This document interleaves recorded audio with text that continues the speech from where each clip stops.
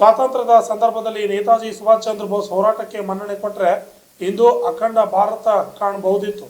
ಸೌಮ್ಯವಾದ ಹಾಗೂ ದುರ್ಬಲ ಪ್ರಧಾನಿಯಿಂದ ದೇಶ ವಿಭಜನೆಯಾಗಿದೆ ಎಂದು ಧರ್ಮ ಜಾಗರಣ ಪ್ರಾಂತ ಪ್ರಮುಖ ದಿಲೀಪ್ ವರ್ಣಕರ್ ಅವರು ತಿಳಿಸಿದ್ದಾರೆ. ಕಮಲಾಪುರ್ನಲ್ಲಿ ನಡೆದ ಹಿಂದೂ ಏಕತಾ ಸಮಾವೇಶ ಕಾರ್ಯಕ್ರಮದಲ್ಲಿ ಭಾಗವಹಿಸಿ ಅವರು ಮಾತನಾಡಿದ್ದಾರೆ. ಹಿಂದೂ ಸಮಾವೇಶ ಏಕತಾ ಸಮಾವೇಶದಲ್ಲಿ ಕುರ್ಚಿಗಳು ಖಾಲಿಯಾಗಿರುವುದು ಕಂಡು ಬಂದಿದೆ. ಅದೇ ರೀತಿಯಾಗಿ ಈ ಒಂದು ಕಾರ್ಯಕ್ರಮ ಯಶಸ್ವಿ ಆಗಿಲ್ಲ ಅಂತ ಅನೇಕ ಸಾರ್ವಜನಿಕರು ಮಾಹಿತಿಯನ್ನು ನೀಡಿದ್ದಾರೆ. ಅದೇ ರೀತಿಯಾಗಿ ಈ ಒಂದು ಹಿಂದೂ ಏಕತಾ ಸಮಾವೇಶಕ್ಕೆ ಜನರು ಆಗಮಿಸದೇ ಇರುವುದಕ್ಕೆ ಶ್ರೀಗಳು ಆಕ್ರೋಶವನ್ನು ಹೊರಹಾಕಿದ್ದಾರೆ. ಕಮಲಾಪುರ ಪಟ್ಟಣದಲ್ಲಿ ಮೊದಲಿಗೆ ಅದ್ದೂರಿಯಾಗಿ ಸಮಾವೇಶದ ಮೆರವಣಿಗೆ ಕಾರ್ಯಕ್ರಮವನ್ನು ಮಾಡಲಾಯಿತು.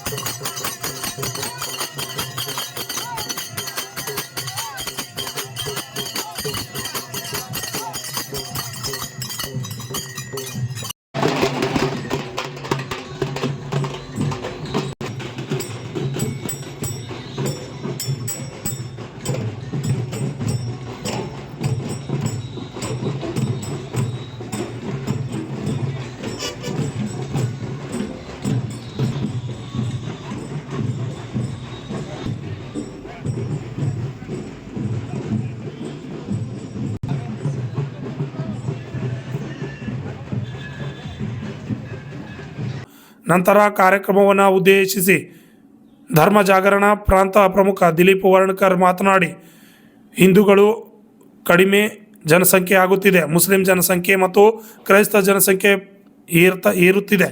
ಈಗಾಗಲೇ 200 ವರ್ಷ ಕ್ರೈಸ್ತರು ಆಳ್ವಿಕೆ ಮಾಡಿದ್ದಾರೆ, 800 ವರ್ಷ ಮುಸ್ಲಿಮರು ಆಳ್ವಿಕೆ ಮಾಡಿದ್ದಾರೆ. ಇದೇ ರೀತಿಯಾಗಿದ್ದರೆ ಹೇಗೆ ಎಂದು ಆಕ್ರೋಶ ವ್ಯಕ್ತಪಡಿಸಿದರು. ಅದೇ ರೀತಿಯಾಗಿ 2014ಕ್ಕೂ ಮುಂಚೆ 80% ಶಸ್ತ್ರಾಸ್ತ್ರ ಆಮದು ಮಾಡಿಕೊಳ್ಳುತ್ತಿದ್ದ ಭಾರತ ಸದ್ಯ 80% ಸ್ವಯಂ ತಯಾರಿಸುತ್ತಿದೆ. ಇದು ನಮ್ಮ ಸಾಧನೆಯಾಗಿದೆ ಎಂದು ಹೇಳಿದರು. ಆದರೆ ಅಹಿಂದ ಸಮ್ಮೇಳನ ಮಾಡುವಂಥ ಉದ್ದೇಶ ಹಿಂದೂಗಳನ್ನು ಒಡೆಯುವಂಥದ್ದು. ನಾವು ಎಲ್ಲ ಜಾತಿಗಳ ಸಂಘಟನೆಯನ್ನು ಮಾಡ್ತೇವೆ. ಎಲ್ಲ ಜಾತಿಗಳ ಹಿಂದೂಗಳಿಂದ ಭಾರತ ಜಗಜ್ಜನನಿ ಆಗಬೇಕು, ವಿಶ್ವದಲ್ಲಿ ಅತ್ಯಂತ ಶ್ರೀಮಂತ ರಾಷ್ಟ್ರ ಆಗಬೇಕು. ಇದು ನಮ್ಮ ಉದ್ದೇಶ. ಜಾತಿಗಳಿರುವಂಥ ದ್ವೇಷವನ್ನು ತೆಗೆದುಹಾಕಬೇಕು, ಭಾಷೆಯಲ್ಲಿರುವಂಥ ದ್ವೇಷವನ್ನು ತೆಗೆದುಹಾಕಬೇಕು. ಬೆಳಗಾವಿ ಕರ್ನಾಟಕದಲ್ಲಿದ್ದರೇನೋ ಮಹಾರಾಷ್ಟ್ರದಲ್ಲಿದ್ದರೇನೋ ಭಾರತದಲ್ಲಿ ಇದೆಯಲ್ಲ ಅನ್ನುವಂಥ ಸಮಾಧಾನ ನಮಗಿರಬೇಕಾಗತ್ತೆ. ಪಾಕಿಸ್ತಾನವನ್ನು ಭಾರತಕ್ಕೆ ಸೇರಿಸೋದ್ರ ಬದಲಾಗಿ ಹೋರಾಟ ಮಾಡಬೇಕು ಹೊರತಾಗಿ ಬೆಳಗಾವಿ ಬಗ್ಗೆ ಹೋರಾಟ ಮಾಡಬಾರ್ದು. ಎಲ್ಲ ಜಾತಿಗಳ, ಎಲ್ಲ ಧರ್ಮಗಳ, ಎಲ್ಲ ಭಾಷೆಗಳ ಜನಗಳನ್ನು ಒಟ್ಟುಗೂಡಿಸಿ ಭಾರತವನ್ನು ಜಗಜ್ಜನನಿಯನ್ನು ಮಾಡಬೇಕು, ಇದು ಉದ್ದೇಶ. ವಿವೇಕಾನಂದರು ಹೇಳಿರುವಂಥ ರೀತಿಯಲ್ಲಿ ಹಿಂದೂ ಅನ್ನುವ ಉಚ್ಚಾರ ಮಾತ್ರದಿಂದ ನಿನ್ನಲ್ಲಿ ಶಕ್ತಿಯ ವಿದ್ಯುತ್ ಸಂಚಾರ ಆಗಬೇಕು. ಅವನು ಯಾವುದೇ ಜಾತಿಯವನಿರಲಿ, ಯಾವುದೇ ಭಾಷೆಯವನಿರಲಿ, ತತ್ಕ್ಷಣವೇ ನೀನು ಮೆಚ್ಚಿನ ಬಂಧುವಾಗಬೇಕು. ವಿವೇಕಾನಂದರು ಹೇಳಿದ್ದರ ಪ್ರಕಾರ ಒಬ್ಬ ಹಿಂದೂ ಮತಾಂತರ ಆದರೆ ಹಿಂದೂ ಒಬ್ಬ ಸಂಖ್ಯೆ ಕಡಿಮೆ ಆಗೋದಲ್ಲದೆ ಒಬ್ಬ ವೈರಿಯ ಸಂಖ್ಯೆನೂ ಜಾಸ್ತಿ ಆಗತ್ತೆ ಅಂತ ವಿವೇಕಾನಂದರು ಹೇಳಿದ್ದರು. ಅದಕ್ಕಾಗಿ ಭಾರತವನ್ನು ಭಾರತವಾಗಿ ಉಳಿಸಬೇಕಾದ್ರೆ ಹಿಂದೂಗಳೆಲ್ಲರೂ ಒಟ್ಟಾಗಿ ಭಾರತವನ್ನು ನನ್ನ ಜನ್ಮಭೂಮಿ, ನನ್ನ ಶ್ರೇಷ್ಠ ಭೂಮಿ, ನನ್ನ ತಾಯಿ ಅಂತೇಳಿ ನಾವು ಸೇವೆಯನ್ನು ಮಾಡಬೇಕು. ಆ ಒಂದು ಶಿಕ್ಷಣವನ್ನು ರಾಷ್ಟ್ರೀಯ ಸ್ವಯಂ ಸೇವಕ ಸಂಘ ಎಲ್ಲ ಕಾರ್ಯಕರ್ತರಿಗೆ ಹಿಂದೂಗಳಿಗೆ ಕೊಡ್ತಾ ಇದೆ. ಸರ್ ಕಾರ್ಯಕ್ರಮ ಆಯೋಜನೆ ಮಾಡಿದ್ರು ಇಲ್ಲಿ ಒಂದು ಅರ್ಧಕ್ಕಿಂತ ಹೆಚ್ಚು ಜನ ಇಲ್ಲಿ ಪೂರ್ತಿ ಖಾಲಿ ಆಗಿದ್ದಾರೆ. ಅದಕ್ಕೆ ಕಾರಣ ಯೋಜನೆ ಮಾಡುವಂತವ್ರು ಯೋಜಕರ ಕೆಲವು ತಪ್ಪುಗಳು. ಯಾಕಂದ್ರೆ ನಾವು ಮೆರವಣಿಗೆ ಬಹಳ ದೊಡ್ಡದು ಮಾಡಿದ್ವಿ, ಮತ್ತ ಬಿಸಿಲು ಹೊತ್ತಲ್ಲಿ ಮಧ್ಯಾಹ್ನದಲ್ಲಿ ಮಾಡುವಂಥದ್ದಲ್ಲ. ಸಾಯಂಕಾಲ ಸಾಮಾನ್ಯವಾಗಿ ಜನ ಇರ್ತಾರೆ. 2-2.5 ಗಂಟೆ ಮೆರವಣಿಗೆ ಮಾಡಿ ಪುನಃ ಇಲ್ಲಿಗೆ ಇರ್ಬೇಕಂತಂದ್ರೆ ಅದು ಅಸಾಧ್ಯ. ಅದು ಯೋಜಕರ ತಪ್ಪು ನಿರ್ಣಯಗಳು ಹೊರತಾಗಿ ಜನಗಳದ್ದು ತಪ್ಪಂತ ನನಗನ್ಸಲ್ಲ. ಸರ್ ಈಗ ಶಾಬಾದ್ ಜಿಲ್ಲೆಯಲ್ಲಿ ಶಾಬಾದ್ ಮತ್ತಿತರ ಕಡೆ ಎಲ್ಲ ಕಡೆ ಸಮಾವೇಶ ಇಷ್ಟೊಂದು ಸಂಖ್ಯೆ ಕಡಿಮೆ ಇರ್ಲಿಲ್ಲ. ಅದೇ ಹೇಳಿದ್ನಲ್ಲ, ಇಲ್ಲಿಯ ಯೋಜಕರ ತಪ್ಪು ನಿರ್ಣಯಗಳು. ಅದು ಮಧ್ಯಾಹ್ನ ಯಾಕೆ ಮಾಡಿದ್ರೆ ಗೊತ್ತಾಗ್ಲಿಲ್ಲ. ವಿಶೇಷ ಸಾಯಂಕಾಲ ಮಾಡಬೇಕು, ಇಲ್ಲ ಬೆಳಿಗ್ಗೆ 11 ಗಂಟೆ ಒಳಗಾಗಿ ಮಾಡಬೇಕು. ಆವಾಗ ಜನ ಇರ್ತಾರೆ. ಸಾಂಸ್ಕೃತಿಕ ಚಟುವಟಿಕೆ ಸಹ ಇಲ್ಲ. ಹೌದೌದು ಹಾಗಿದೆ. ಈಗ ಬೆಳಗಾವಿ ನಗರದಲ್ಲಿ ಕೇವಲ ನಗರದಲ್ಲೇ 25 ಸಮ್ಮೇಳನಗಳಾದವು. ನಗರದಲ್ಲಿ ನಿನ್ನೆ ನಾನು ಇಳಕಲ್ನಲ್ಲಿದ್ದೆ, ಅದು ತುಂಬಾ ಚೆನ್ನಾಗಾಯ್ತು. ಇಳಕಲ್ ಬಸವೇಶ್ವರ ವೃತ್ತದಲ್ಲಿ ಆ ಮೆರವಣಿಗೆಯಲ್ಲಿ ಅಂತ ಜನ ಇದ್ರು, ಉಳಿದಿದ್ರು. ಅದು ಅಲ್ಲಲ್ಲಿ ಜನ ಯಾರನ್ನ ಸೇರಿಸ್ಬೇಕು, ಯಾರನ್ನ ವೇದಿಕೆ ಮೇಲೆ ಇಡಬೇಕು, ಯಾರನ್ನ ಇಡಬಾರ್ದು, ಎಲ್ಲ ಯೋಚನೆ ಮಾಡ್ಬೇಕಾಗತ್ತೆ. ಕೆಲವು ಸಣ್ಣ ಪುಟ್ಟ ತಪ್ಪುಗಳಾದ್ರೂ ಆ ದೊಡ್ಡ ದೊಡ್ಡ ಕೆಟ್ಟ ಪರಿಣಾಮಗಳಾಗ್ತವೆ.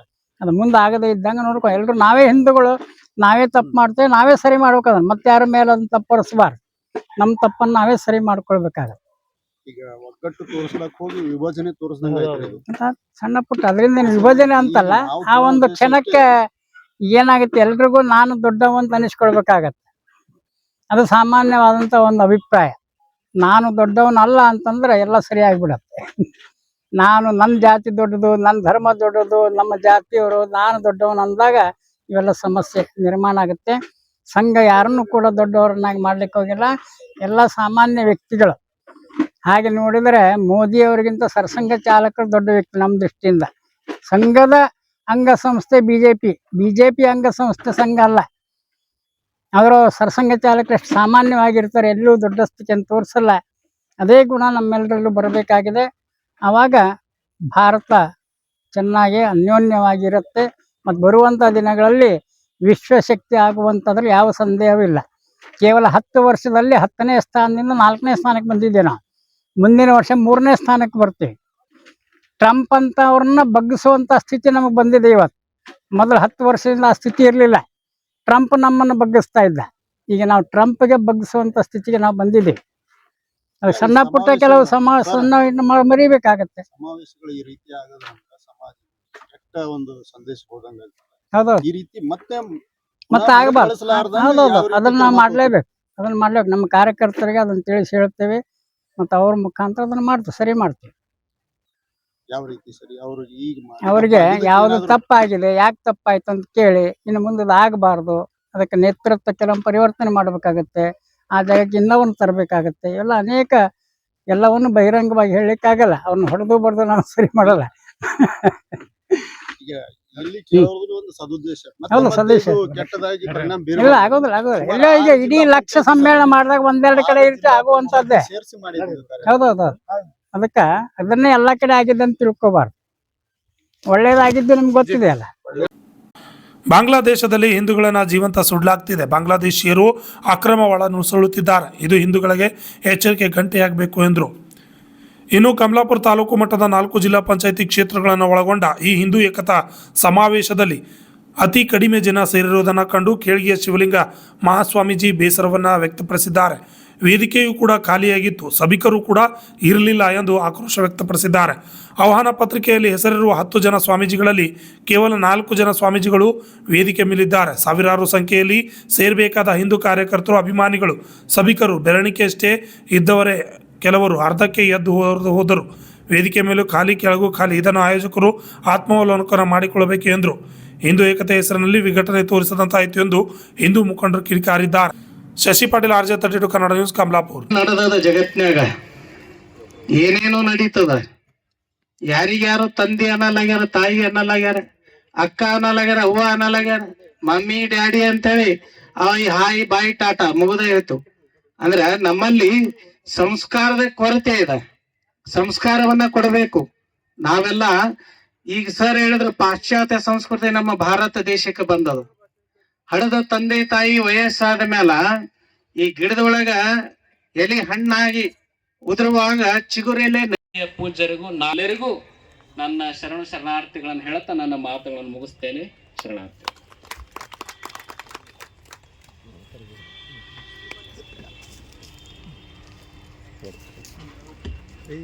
ಶ್ರೀಮನ್ ನಿರಂಜನ ಪ್ರಾಣಸ್ವರೂಪಿ ಶಿವಲಿಂಗ ಮಹಾಸ್ವಾಮಿಗಳ ಕೇಳಿಗೆ ಇವರಿಗೆ ಅನಂತ ಧನ್ಯವಾದಗಳು. ಈಗ ಕಾರ್ಯಕ್ರಮದ ಕೊನೆಯ ಘಟ್ಟ ಅಧ್ಯಕ್ಷೀಯ ನುಡಿಗಳು ಶ್ರೀ ಶಿವಶೆಟ್ಟಿ ಪಾಟೀಲ್ ರಾಜನಾಳ್ ಇವರಿಂದ.